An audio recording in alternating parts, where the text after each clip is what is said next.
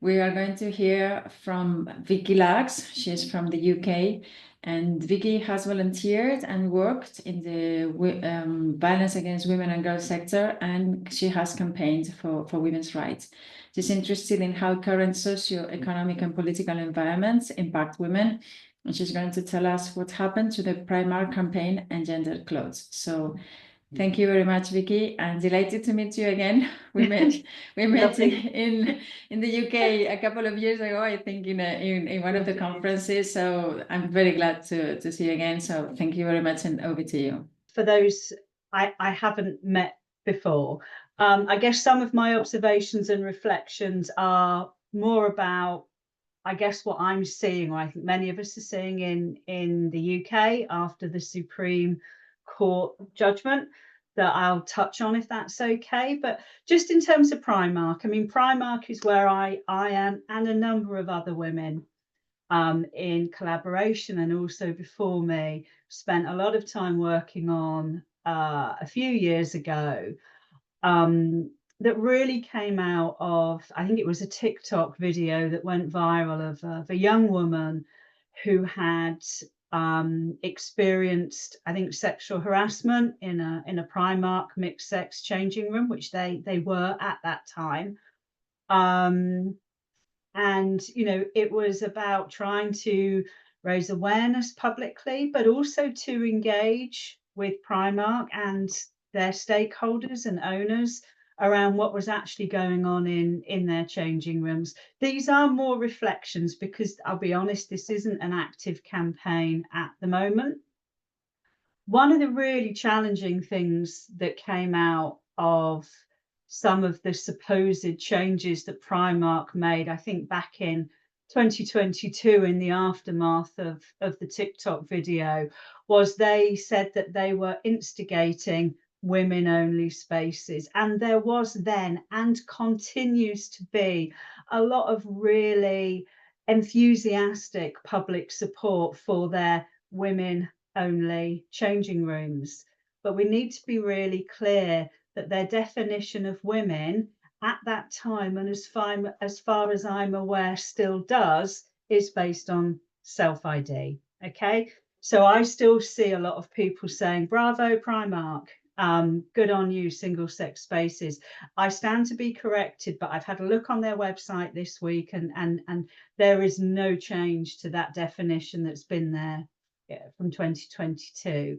So I guess I'm also then looking at, what's the impact of the Supreme Court judgment? And certainly my understanding, reading guidance from Irwin Mitchell, which I have in front of me, is that for customers, retailers are not legally required, or it's not compulsory for services to be single sex. But where they could start running into problems are if women go into a space that's called women, and there are men in that space, however those men identify. So I'm not, as I said, I'm not actively doing anything in this space at the moment, but I suppose it's piqued my interest as to what might happen. It feels like, and I think this is the same for John Lewis, Marks and Spencer's, pretty much every high street retailer you can pick your clothes up from in the UK, is that it may well be that we need to resort to lawfare yet again for women to have the spaces that we want.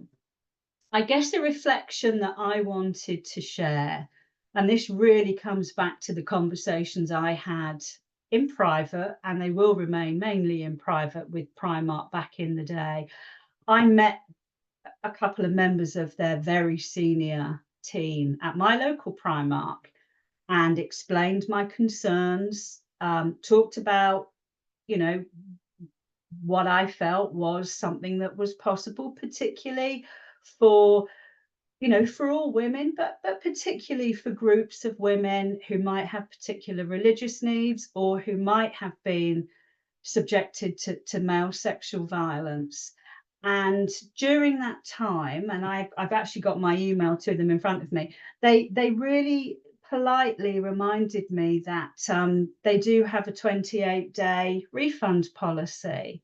So the read across then at that time to women who were self-excluding from their changing rooms was, buy it, take it home, and if it doesn't fit, bring it back. Bravo them, hey, for inclusivity. And I guess what I'm really interested in at the moment is what the response has been in England in many, many spaces to the confirmation of what woman is and what spaces should be.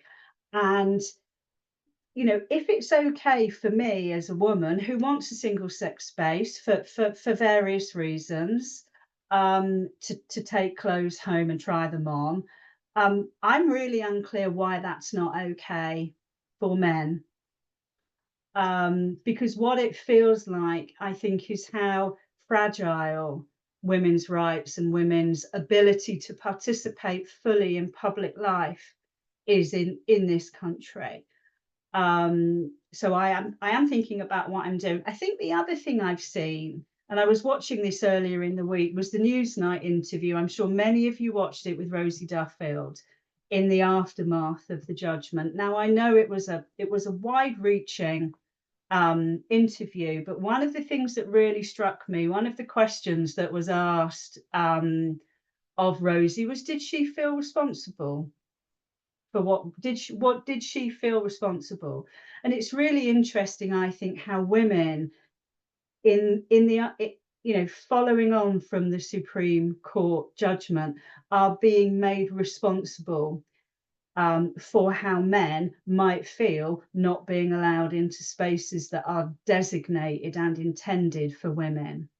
And the read across for me is, and I do use I appreciate language is contentious, are the gender double standards that I see in the Vogue sector, where women are made responsible for men's violence and men's sexual violence.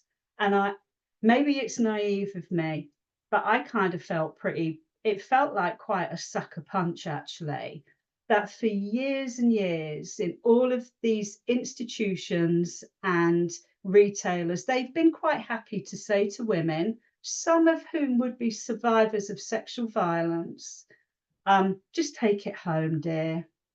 Off you go. We've got a fabulous refund policy. But the moment the law actually tells us what the law is, suddenly we're responsibilized and we are, you know, being made again to feel that, you know, the needs of men, whatever those needs might be, are just so much greater. And I think I'm going to watch, you know, personally watch with quite a lot of interest as to what goes on. If I get any updates, I'll let Joe know. Joe also asked me just to touch a little bit on gendered clothing. This isn't, I'll be honest, it's not an area I know a great deal about, so I'm always a little bit careful about talking from an even weaker position of knowledge. But I did do a little bit of digging on this, and I wanted again to say that this isn't just about Primark. I mean, some of you might remember a few years ago, John Lewis had to withdraw a dress that someone in their wisdom had named Lolita. I mean, a child, you know, a dress for I think a prepubescent girl being named Lolita is horrifying. I was actually working at John Lewis at that time. Kate Long has done a lot of really interesting work around Primark.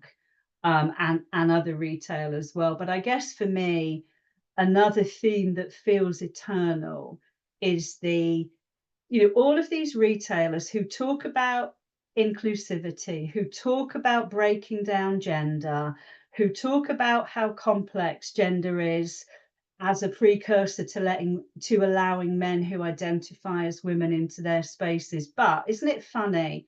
When they know who they want to socialize to be kind, who they want to adultify, who they want to sexualize, it's always women's clothes. You know, in 2010, I know it's a while back, there was quite an outcry when Primark were selling padded bikini tops to 7-year-olds.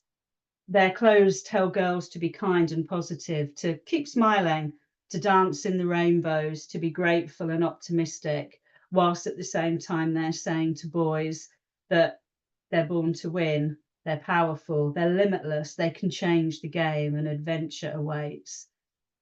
And I think the other question that's really interesting is, if so many people in the space around how they wish to identify want to break down gender stereotypes and gender norms, I think I'm quite curious as to why they're not in this space trying to break down the gender norms and stereotypes that we have around clothing. Because we can see that girls are being socialized and sexualized in a way that is really, really harmful. What are we teaching our girls to be? So it's just, that was just a whistle-stop tour of some observations that I've got, I think, about things that really are yet to kind